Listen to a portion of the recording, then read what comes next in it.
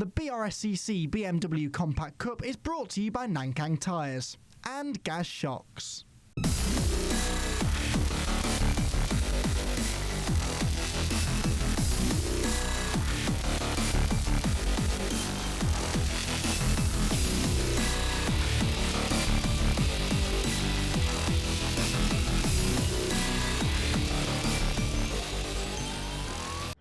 So back row of the grid is in place. The green flag waves. We're about to go racing then in round number 1 of the 2021 Nankang Tyre BMW Compact Cup. Stephen Daly and Mikey Doble on the front row of the grid. Who gets off the line quickest? Ollie Fowler creeping a bit there in third. They're away and racing though. Wayne Flint tried to shoot the middle, but Mikey Doble saw that one coming. And Mikey might have his nose ahead of Stephen Daly here into turn number 1, but it is a right-hander. So surely Stephen Daly is going to hold the advantage on the inside line. Wayne Flint locks up against it to Stephen Daly. And both of them go off. Both of the front row men are off at the first corner. Stephen Daly through the gravel. Mikey Doble is in the tyres and out of the race, and through it all comes Oliver Fowler to take the race lead. Wayne Flint is second, and Stephen Daly, what did I say about Stephen Daly managing to always be in the right place at the right time? He only lost 2 places from all of that, when a few seconds ago it looked like his race could be over. Oh, you've got to feel for Mikey Doble though. He was completely innocent in all of that. A big dive up the inside there for Ian Howes in the 27, has a big old lockup, almost got into the side of somebody else but managed to avoid contact. What a dramatic, frenetic start to the race it is, and it's Fowler that leads, and Daly is already back into second, look, ahead of Wayne Flint. So Stephen Daly into P2, Ollie Fowler ahead of him then. Now Ollie Fowler, I think I'm right in saying, is still looking for his first victory, but went really well here at Croft a couple of years ago when the championship last visited the North East, and he's not going to want to give this lead away to Stephen Daly at all. So expect a battle royale now between these two. Daly was 6.5 tenths quicker than Fowler in qualifying, but Fowler has the track position, and on a narrow circuit like this, that can count for an awful lot. Cold Nankang tyres, though, mean that they don't have a lot of grip here in the early stages. Another lock-up there from Wayne Flint in third, and side-by-side battle there. Lead Andy Sadler going around the outside of car number 5, which is Paul Maguire. Maguire started this race down in 11th. He's not 11th anymore. The safety car, though, is being scrambled. Not a huge surprise, that, with Mikey Doble's car presumably still stuck in the Clairvaux gravel trap. And well, I almost feel that I owe Mikey an apology, because I did say to him this morning after qualifying, when he was celebrating his first ever front row qualifying position in the championship, I said to him, oh well, at least you should be fairly safe there, because all of the trouble happens behind the first few rows. And then there he was, challenging for the lead into turn 1. Stephen Daly got a headbutt from Wayne Flint, and unfortunately, now that's not Mikey Doble actually, so there's another car in the gravel, and Mikey has actually got going. So who is that? That is Russell Cager, I think, that hasn't finished the first lap. He and Mikey Doble, neither of them have completed lap 1 yet, but it looks as though Mikey has got going. Let's see if he eventually comes across the line. If he does, then we could be in for a real show here as he tries to charge his way back through the field. But that is Russell Cager, I'm pretty sure, who must have been involved in a secondary incident going into turn number 1.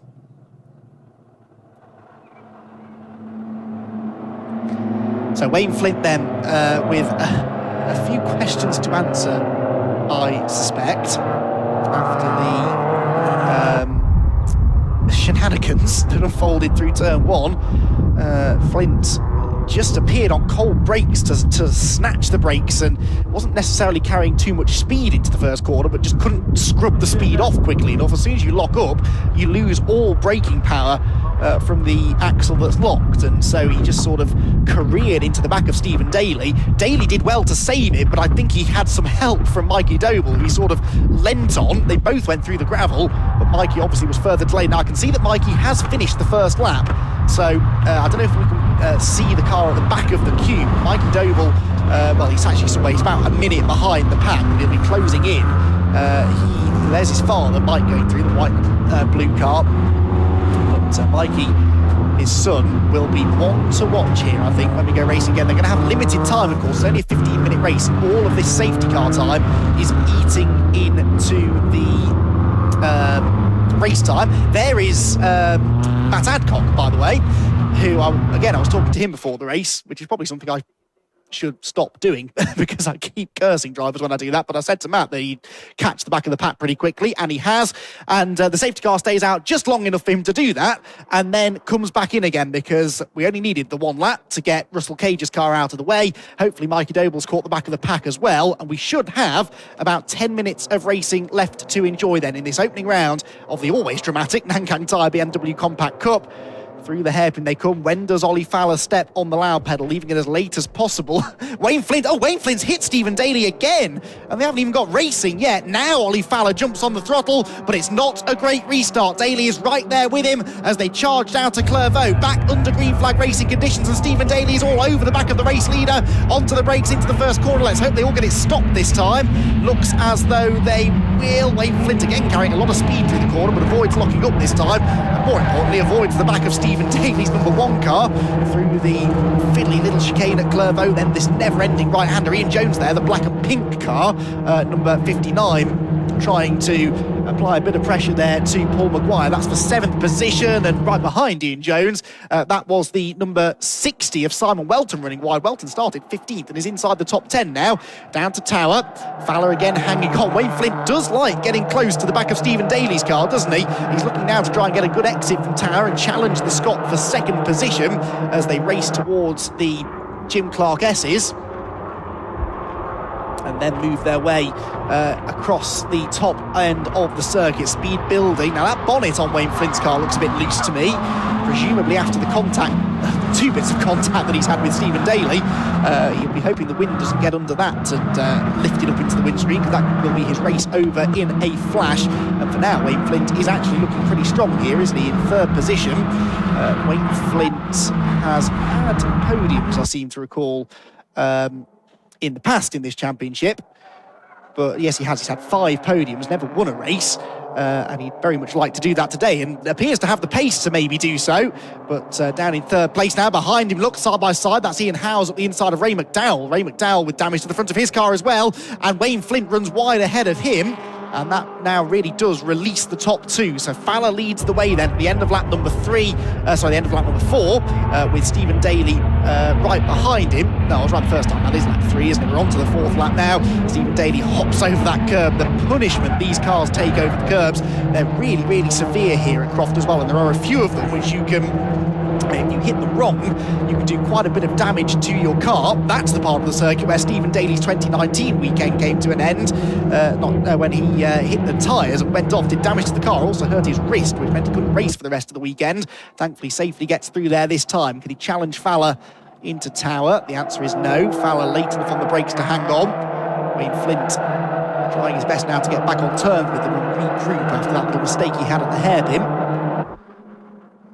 What progress are those from the back making? Well, Mikey Doble's up 5 positions on that lap already into 26th place.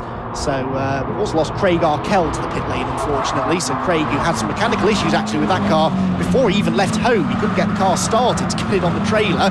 They were working on it late last night to try and get that fixed. Then he went out in qualifying and had a couple of moments. Now it looks like there's maybe some recurring mechanical gremlins that have brought him into the pit lane. So he and Russell Cage and then 2 non-finishers. Everybody else still running though. So 30 cars out on track, and at the front of the field, this is the titanic battle for the race lead. Ollie Fowler looking for his first ever race victory in the Compact Cup, and he has got the winningest driver in Stephen Daly right behind him, applying the pressure, trying to take that victory away from him.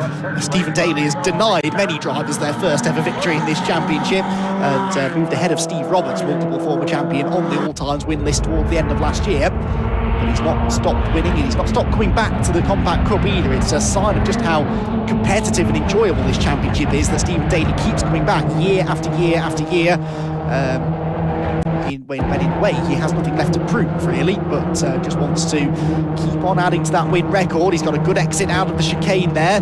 You don't get a huge amount of slipstream actually in these cars, not down a straight of this length, so I don't think he'll gain any further down the back straight. Bit of a dab on the brakes there for Ollie Fowler.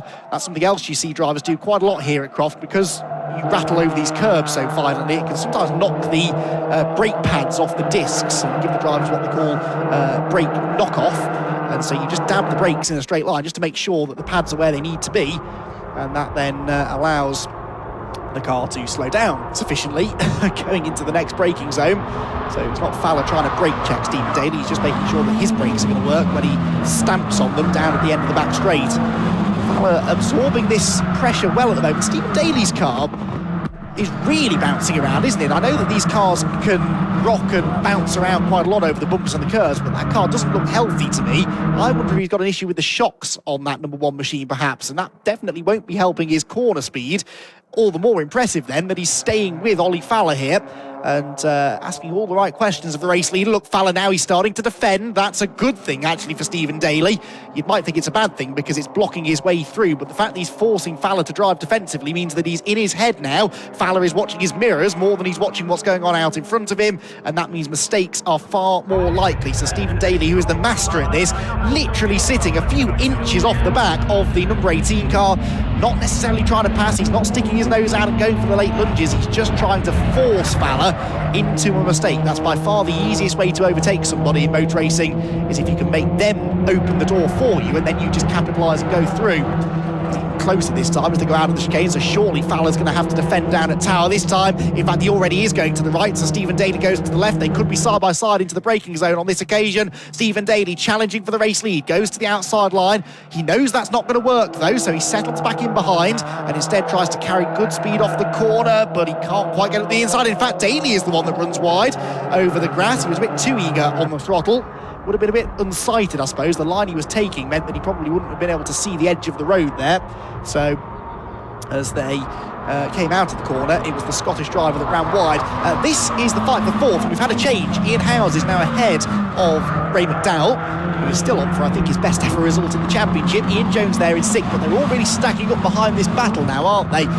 With Maguire, Huntley, Dendy Sadler, Welton, Claydon, Mike Doble, basically the rest of the field, all in one long queue here as they head into the complex once again. Leaders come through. Wayne Flint getting closer to them now. Wayne was just over a second behind them at the end of the previous lap, but as they have been battling ahead, he's been closing in. Jones is getting delayed a bit here by McDowell, and he's now got Paul Maguire up the inside of him, and there, Ben Huntley, the blue and fluorescent yellow car, goes up the inside into the hairpin as well. There's not room for all of them. There's cars locking up. That's the number 60 on the inside of Simon Welton, the red car that nearly got into the side of Ben Huntley. And somehow I think they came out of that corner in exactly the same order they went into it. You wouldn't have bet on that, would you, as they went into the braking zone. So 3 minutes left on the clock. It's the only negative I can come up with the Compact Cup is that the races end far too quickly. Mike Doble there is getting himself involved in some action, trying to get past one of the Claydons. That's Reese Claydon, who's now at the inside of Welton going through Hawthorne, hops over the curb, almost making contact through the chicane. Reese had some sort of a problem in qualifying as well. I saw that he had to limp into the pit lane with some sort of fluid leak. Whether that was, again, a result of bouncing over these curbs a bit too hard, I'm not sure, but that means arguably he was out of position on the grid, Reese Claydon, and is now starting to make his presence felt in the outskirts of the top 10. So, down into the Jim Clark S's again. Ray McDowell, fifth position. Ian Jones right on his tail. Everyone really right on his tail. Dendy Sadler there in ninth place, the grey and blue car, former champion in the BRSCC's Fiesta Championship, which is up a bit later on today. Made the transition to rear-wheel drive a year or so ago now with the Compact Cup. He's getting quicker and quicker ever since, almost into the back of Huntley, and just ahead of Huntley. Paul Maguire there with a lock-up. The cork in the bottle here is very much Ray McDowell, isn't it? Ray McDowell has been dropped now by Ian Howes. Maguire, wow, sideways there through the penultimate corner, completely offline going into the hairpin.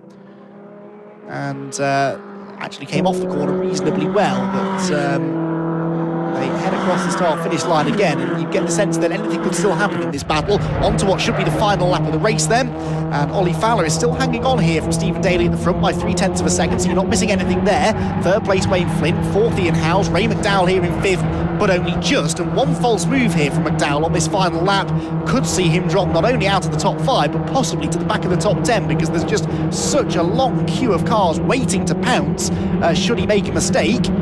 Jones continues to apply the pressure then to McDowell. He's going to have a lunge up the inside into Tower Corner. Yes, he is. Ian Jones goes for it. Oh, and Ray McDowell tries to close the door. They almost touch, but Jones goes through.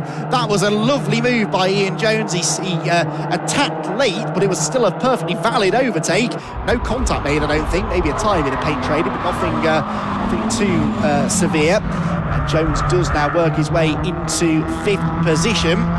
So Ian Jones then scoring a few more points. Heads into sunny corner. McDowell, though, couldn't be any closer. In fact, he hits Ian Jones, and Jones is out wide. And McDowell is going to try and punt his way back through. While Ray McDowell already had a bit of damage to the front of his car, so another knock isn't going to affect him too badly. And he robustly moves ahead of Ian Jones. And now Paul McGuire, pulls alongside Jones as well. They go into the complex. You don't really want to take your eyes off this battle, but the leaders are heading to the start-finish line to, I think, see the checkered flag. It's going to be touch and go. McGuire eases Jones out wide. Ben Huntley's alongside now as well. Yes, the checkered flag is waiting. There go the leaders. It's Ollie Fowler that takes the victory. Stephen Daly second. Wayne Flint in third.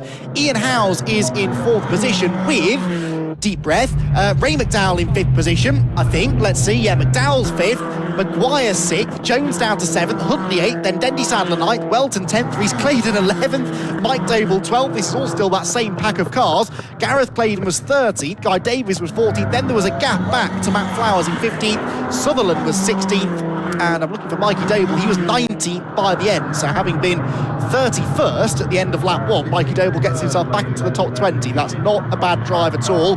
How did some of the others get on that I was keeping an eye on?